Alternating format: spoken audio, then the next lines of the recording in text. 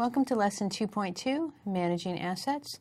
In your Candidate Information Bulletin, we are in the Asset Security domain. We are in Key Area of Knowledge A, which is Classify Information and Supporting Assets. Our topics are going to include asset ownership and responsibilities, asset management, inventory management, configuration management, and the asset lifecycle. Let's start with talking about the asset owner and custodians. In the previous lesson, we referred to an asset owner. Every information system asset should be assigned an owner. An owner is a responsible party. And another way to think about an owner is a steward. They're the ones that have been entrusted with the system or the information, but entrusted with the asset, and it is their responsibility to ensure that that asset is protected. In addition to the asset owner, every information system asset should be assigned a custodian. Now remember from Lesson 1, a custodian is someone who is responsible for managing and monitoring the protection mechanisms for that particular asset. So our asset owner has a whole set of responsibilities.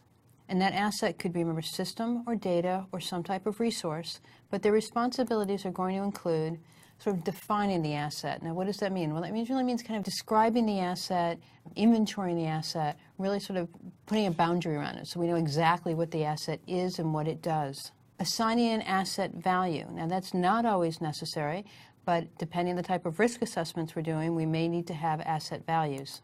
They are responsible for classifying the asset. Now, the organization will set up the classification requirements, and the owner will then classify the asset according to the description of the classification categories. They confirm the level of protection required. Now, every classification level will, by default, have a level of protection that's attached to it. But they need to confirm that level of protection because even within a classification, there can be variances in the amount and type of protections that are required, and or there may be regulatory requirements that are sort of even extraneous to our classifications. They will also be the one that authorizes access rights and permissions. So they get to decide, from a discretionary basis, who has rights and permissions to those systems.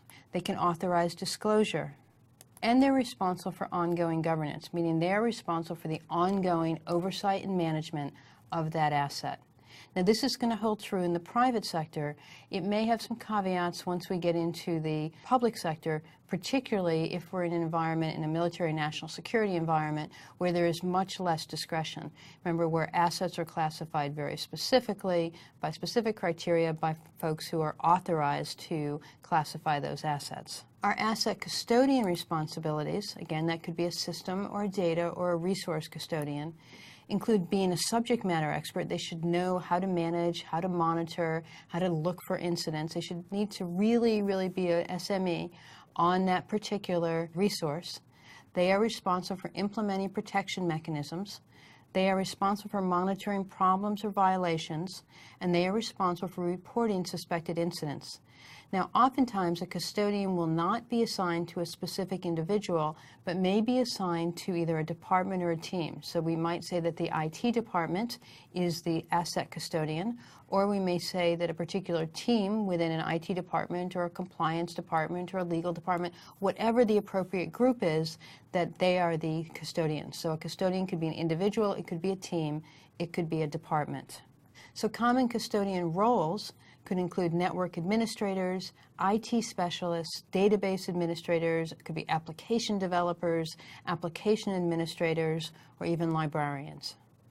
Let's take another look at an example of a policy. This is an asset ownership policy. Again, remembering that policies are high-level governance documents. So an asset ownership policies can include the following statements. We might say that all assets must have an assigned owner. That owners are required to classify assets in accordance with the organization's classification standards. That owners are responsible for determining the required level of protection. And that owners must authorize access rights and permissions both for internal and for third party. So again, very high-level statement. We're not putting any implementation specifications here. We're not saying how they're going to determine the required level of protection. We're not saying in what manner they're going to authorize access rights and permission. But we are doing this from a governance perspective, this very high-level perspective of saying this is what is being expected of our information or our asset or our resource owners. So assets need to be managed, and asset management is an entire set of activity that focuses on the protection and the accounting, so knowing where it is and who's using it, and the integrity of infrastructure and physical assets. So if we kind of think about all of the components in asset management, one is that we have life cycle management, and that's really managing that asset through really setting up the requirements for it all the way through final disposal. Inventorying those assets so that we have a complete inventory, that we know what assets we have and where they're located. And configuration management will be ensuring that the configuration is appropriate for the organization and controlling change. These are the three components of asset management, and often asset management is distributed throughout an organization. Where an owner is ultimately going to be responsible for life cycle management, it might be a procurement department or an inventory group, or even IT that's responsible for inventory management, and a third group could be responsible for configuration management. So this is really very much a distributed responsibility. So the asset life cycle is really from initiation all the way through disposal. Responsibility for the asset life cycle is the responsibility of the asset owner, supported by the asset custodian.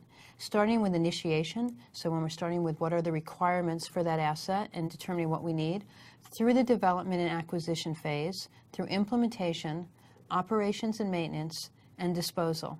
We're going to be talking about development and acquisition, implementation, and operations and maintenance in subsequent lessons. Later in Lesson 2, we're going to be talking about disposal and destruction. Inventory management, which is also referred to as inventory control, is a set of policies, standards, and procedures that we use to maintain optimum inventory levels, track assets, and schedule replacements. Inventory management benefits include that we can identify equipment loss. If we have an inventory of equipment and we have a check-in, check-out process or a way that we're tagging them and barcoding them, we can identify when we have lost a piece of equipment. Inventory management also means that we can prevent unauthorized installation. If every piece of equipment needs to have an asset tag, it's easy to notice when something is unauthorized. Very, very importantly, it provides context for vulnerability and patch management, and we're going to be looking at that in the security operations domain. But we can't really run a vulnerability or patch management program if we don't have a complete inventory, because we need to know what we have in order to know what we need to properly maintain. It also facilitates recovery or replacement. If something is lost or if something needs to be replaced, if it's lost, we have criteria about the piece of equipment. And if it needs to be replaced, we understand again what it is that we need to be replacing. So inventory management, that whole set of policy standards and procedures that we use to maintain our inventory levels, our track assets, and to schedule our replacements. There are generally two types of inventories: hardware inventories and software inventories. Hardware inventory documents our servers, our workstations, our mobile devices, our networking, our connectivity, and our communication type of devices.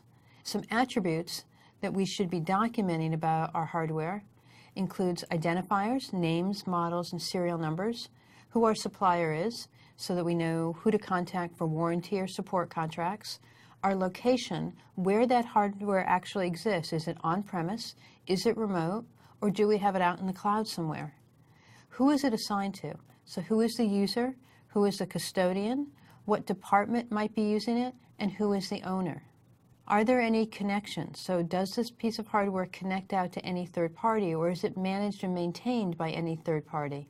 And information about the operating system or the firmware, it would be good to know the publisher, the manufacturer, the version. Hardware inventories are sometimes kept in Excel spreadsheets, or they're kept in very sophisticated hardware inventory applications. Regardless of what method you choose, it's important that we have a good, complete, and accurate, and up-to-date hardware inventory. A software inventory enables the tracking of operating systems, that's the OS, operating systems and applications. Tracking software is really critical for adherence to licensing agreements. We don't want to be in violation of our licensing, and we certainly don't want any software piracy in our organizations. Vulnerability management and patch management. So some useful attributes include, again, an identifier, the name, the publisher, the version, the serial number, who the supplier is, so any support contracts, the location, is it locally installed, is it server-based, is it cloud-based, assignments, is it being used by a particular user, who is the custodian, or what department is responsible for it, or what department is using it, and who is the owner. Certainly license information, which includes, is this license a subscription, an annual subscription perhaps that we have to renew every year? Are we using it based on a contract, or do we have lifetime access to it? And then any keys or codes that are used to install the software or to activate the software. So we've got a really good inventory, and now we need to manage those assets. Configuration management is a set of activities focused on establishing and maintaining the integrity of systems through control of the processes for initializing and changing and monitoring the configuration. So very often systems are configured initially based on a baseline. Remember, a baseline is a grouping or collection of standards. And remember, standards are mandatory. So we have a baseline set for our various systems, and then what we need to do is ensure that any new systems that come on board are going to meet that baseline. It's important that through its lifetime, any change has a very defined process to go through to be authorized if we're going to do any kind of variance from our baselines. So in configuration management, we start with establishing the baselines, we need to monitor for anomalies, and we control configuration changes. In our security operations domain, we're going to dive really deeply into looking at configuration management components. So let's look at an asset management policy. An asset management policy, again, we're at a high-level policy, might include the following statements.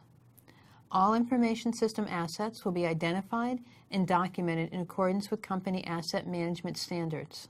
The asset owner is responsible for lifecycle management. The XYZ department, whatever department we're choosing, is responsible for inventory management, and the XYZ department is responsible for configuration management. Again, lifecycle management, inventory management, and configuration management can be distributed through different areas of the organization. But in our policy, we want to clearly state who is responsible for those components. So let's do a lesson review. We talked about responsibilities, we talked about owners and custodians. We discussed what asset management is. We looked at the asset lifecycle, and I let you know that we're going to be going much deeper into all of those components of the asset lifecycle in subsequent units. We discussed inventory management, both hardware and software, and we briefly discussed the importance of configuration management for establishing baselines, for detecting anomalies, and for managing change. So that brings us to a really, really short Lesson 2.2 Match the Meaning. There's only 3 terms here: inventory management, configuration management, and lifecycle management. And it's very important that you can distinguish between the 3. So take a moment. This should be quick. There's only 3. Put me on pause. Match up the meanings. Come on back and we'll go through them. Okay, let's look at our 3 Lesson 2.2 terms. Inventory management is used to track hardware and software. Configuration management is used to maintain integrity. Now that's interesting because we didn't use that term in our discussion. But if we are setting the baselines and if we are managing and controlling change and we're looking for anomaly, isn't that in fact maintaining integrity? And lastly, lifecycle management is really how we manage the asset from initiation all the way through disposal. So we're going to end this lesson, as always, by looking at some CISSP exam tips. Inventory is a key component of vulnerability management. We need to know what we have so that we can manage the vulnerabilities, particularly for patch management. That configuration management maintains system integrity, and that there are security considerations at every stage in an asset's life cycle. So we looked at that whole life cycle, and at every stage, from initiation through disposal, there are very, very specific security requirements. So thanks for joining me for this lesson, and I look forward to seeing you in the next.